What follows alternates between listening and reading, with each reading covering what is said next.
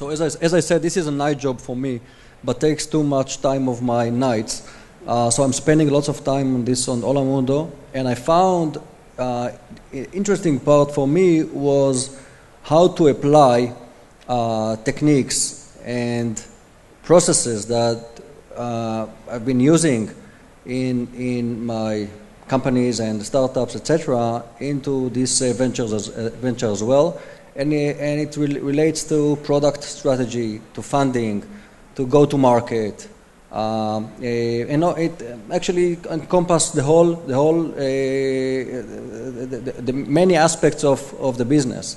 So for me, it was quite natural to build this company. And by the way, it is not regarded as a non-profit, but we obviously are focused on making this product accessible and affordable and make it available to many families and people in need. So for me, it was kind of an obvious shift to use whatever I've been doing in the last 15 years into social good, and to take advantage of what we have learned. And I think this is the way to go to market today with these social good services, applications, etc. And I think that moreover, today, like never before, you can reach audiences in a way that in the past required much more efforts and funding, etc., to do the same thing. Today, with the technology and the application and the app stores and the ability to go over the top directly to the hands of the users and the people, you can today build a decent service that can be very much used by users with $100,000, and you can do that in a way that you couldn't have done before. Getting to niche audiences that required before getting to institutions and governments and NGOs across the world and channels and everything. Today you can do it direct. So for me it was kind of a very natural shift. I've been doing other non-profit efforts in the past, but today easier than ever. Doing it at night and providing here and day of work and applying the same techniques and processes. When I went out from the religious studies, I wanted to do something meaningful and something with a lot of value. And at the beginning, I thought to myself, I will build a big company and will have a lot of experience and adventures. Later on, I realized that to the video area, I don't know how much I can contribute, but to the area of the diversity in Israel and help the society of Israel to be more inclusive, I can contribute a lot more. And all of a sudden I realized that by the power of entrepreneurship, power of innovation, I can really change the world or change Israel to become a better society and a better place. And it never was about the money, even though when I was an entrepreneur for profit, it was about the money, it was about changing world and building big stuff. And I realized that through a social entrepreneurship I can do enormous change.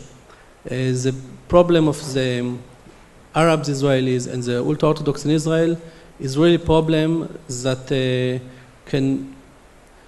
it's a huge problem from the entire country, entire society.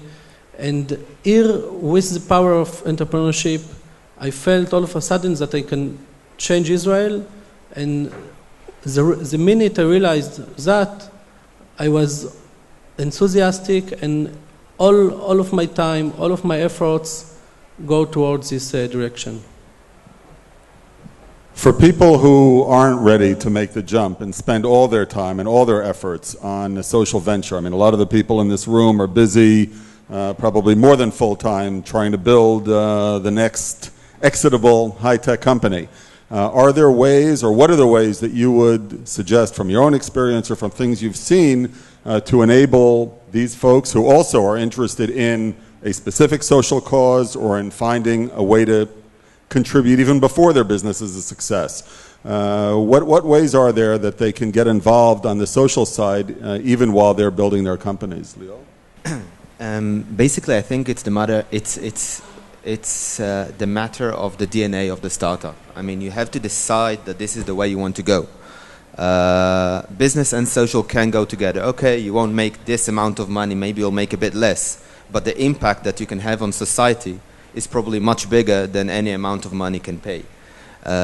Basically, you have to decide from day one as an entrepreneur that you want to do it, you want to go in this sort of way. For example, we hire only people who have in their CV some sort of resume that includes volunteering in an NGO. If you weren't in an NGO and you didn't volunteer, I won't employ you, because I think that this sort of people are the right people for our startup. They have the same DNA that we want to have. Above that, I also think that as an entrepreneur, business or social, you want to have an impact. You want to do some sort of impact. I think that as a social entrepreneur, you can probably have a much bigger impact on society, on the world. I mean, you see all of this panel, you hear all of these people. They want to change the world. They don't want to do an exit. They don't want to make a bit more money. Excuse me for my cynical approach on that. But they actually want to change the world and do good to society. And they are doing it through the combination of business and social. You have to have the right skills, just as Avi said. You have to take the business world and bring it into the social startup. You can't build a social startup without knowing business. If you're a good CEO of a business startup, you can do it in the social sphere as well. But it doesn't always go the other way around. But basically, you have to build it from scratch with the ideology, with the right DNA, and with the right approach towards the market. Well, personally, at Infogun, we are bootstrapped, so it's basically money from home. You know, we built it in the garage until we could sell something. We sold a bit, got some money in, grew, etc., etc., etc. But today, I think in the social sphere, you see a lot of people who are willing to give it a chance, who are willing to invest in a social startup, because we're not talking about 100% social or 100% business. We're talking about somewhere along the scale, you know, that a business or a social startup can be sustained, let's say 30%, 40%, 50% by some sort of product that it builds, and then maybe get, you know, some money from the government, for example, etc. But I think that we're seeing now VCs or social VCs getting into the scene a bit more, because people understand that you can actually get an economical ROI on an investment in a social startup, which is something that wasn't, I think, before 2011 in Israel. Thanks. Boaz, you want to comment, since you're looking at businesses that have this double bottom line?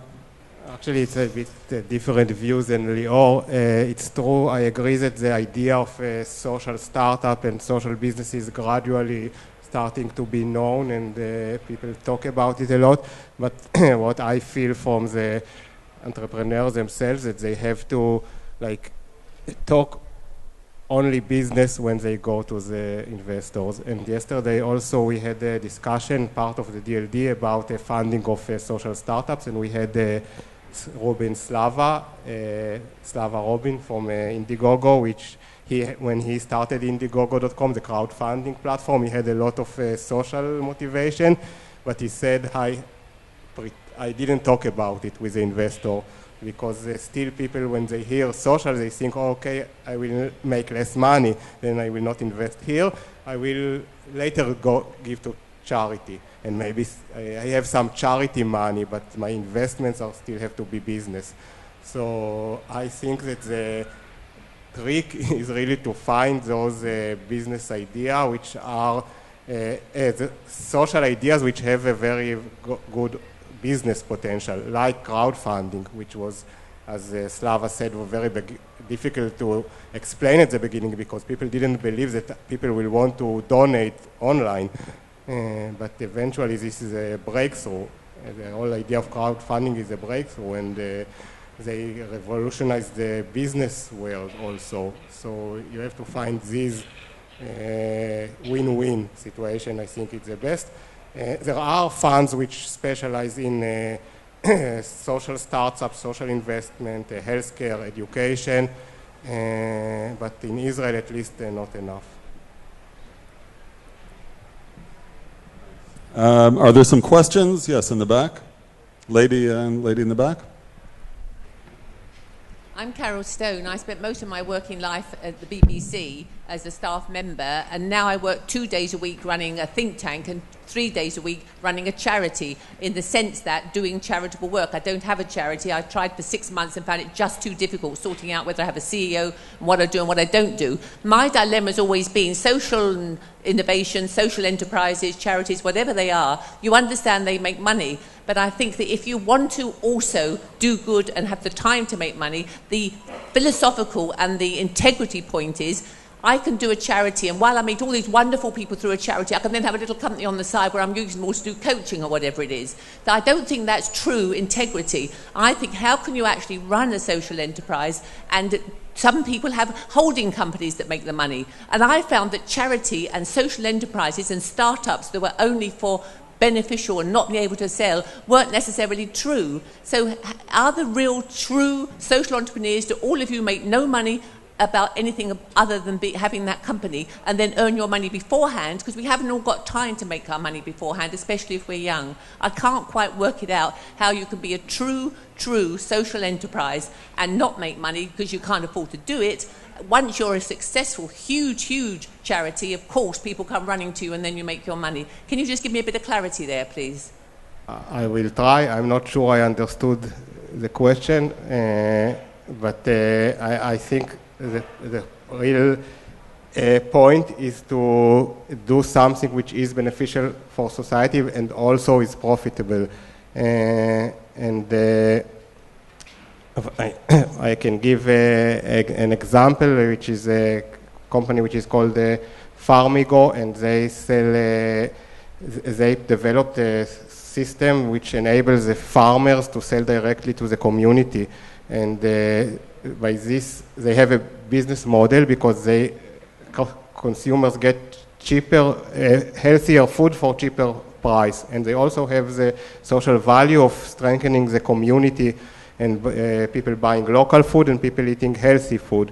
And they got investment from a regular standard venture capital fund because this venture capital sees the value of the disruptive financial model. On the other hand, they are registered in the United States as a B business, which means a business which is both for social and for business goals. In Israel, we don't have this category of social business. You can be either for profit or non-for-profit. In the US and in the UK, there are special categories where you can be registered as a social business and you are for profit, but you are not required to maximize your profit or to only make decisions based on profit. Again, I think that you have to find a win-win. Otherwise, I agree, it's very difficult when you have a business and then you say that I'm social, but you don't make money from the social, you only make it for the business, from the business part, then the social will be sacrificed. And this is a problem of the NGOs, that they don't have, they depend on others, and then when there is a crisis, like in the Maidov scandal, a lot of NGOs in Israel had to close down because they didn't have their own income sources. Hello, I think the finance issue is a major issue. I just introduced myself. I'm Erez Permuter. In the evenings, I'm the co-founder and chairman of Kol Zchut, All Rights, which is the biggest information system, websites for all the rights and entitlements of the Israeli citizens. We have about 250,000 visitors per month in Israel. Finance is a big issue. We need to raise $500,000 a year just to maintain our system. We revolutionized the way Israeli citizens are making sure they know what they need to get from the government, but we get zero finance from the high-tech sector because VCs and all the nice guys has one bottom line on their agenda to make money. Social aspects is not part of their agenda, not because they are bad people, because their investors don't mind about social people. They put money in the VC, they maximize ROI. Although we travel all the VCs in Israel, we get zero finance, and we are nice people. The only way we can do it is because my partner did an exit, and he can finance the stuff. Also, the government helps us, and out-of-the-country investors. And I think if you want to really change the world in a social aspect, you need the right finance. And I think in today's Israeli ecosystems, pure social ventures, if they're not bringing money from home, it's zero impact. If you have any magic finance, I will be glad to hear. The only thing I'd comment is I think we are beginning to see funding mechanisms that look not only at the financial bottom line, but also at the social bottom line. So the whole crowdfunding platforms that exist both here and elsewhere, and various funds that have a double bottom line and that seek investors who are looking for companies that have a double bottom line. And there are several efforts now to put things together in Israel that address that need. So hopefully in the next year or so, you'll be able to find an easier situation. Anybody else want to comment? Actually, I was surprised how easy it was for me to raise money. We raised a lot of money from the IT companies and from the government and from donors, all the three of them, because we show them that with, for example, the companies are looking for talented employees, and we show them that with a little money we can help them find a huge amount of ultra-Orthodox people that are very talented. The companies need that, and they're already investing a lot of money in recruiters, headhunters, people that are searching for talent. So we find the way to be social and also to be profitable for the companies. The same way with the government. We convince the government that if they are invest, for example, 10,000 shekel or 20,000 shekel in each ultra-Orthodox person and put him in a good company where he earn a lot of money and making a lot of value, this person will bring back to the state of Israel millions of shekels during his career. So you invest a small amount of money, you're getting back millions. The same way with donors. Donors used to donate money to charity, but we convince them that leave the charity is very, very good, but we can help people not to take a charity, but to be employees and to contribute to the society. And this way, it was very easy to raise a lot of money from the government, from the companies, and from the donors. Okay, I know that we're a little behind schedule, and while we're providing a lot of food for the soul here, I think maybe people want food for the stomach too. So I think we better wrap it up. I just want to thank the four great panelists here and wish them success with their social ventures, and thank you very much.